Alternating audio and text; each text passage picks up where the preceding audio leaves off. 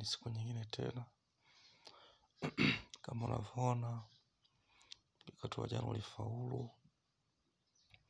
Tulimpa Nottingham Forest double chance na ameshinda 4-2. Tulimpa AC Milan double chance kipindi cha pili, na kweli kipindi cha kwanza alifungwa 1-0. Kipindi cha pili alishinda 2-0. Tulimpa Sport Lisbon win mazima na ametupigia 3-1. Kwa wale ambao hawajasubscribe kwenye account yangu ya YouTube, wapate kusubscribe ili muweze kupata vitu vizuri kutoka kwangu, ili pindi ninapopost video uwe wa kwanza kupata notification. Msikose. Na leo tena natuma kitu kingine kizito.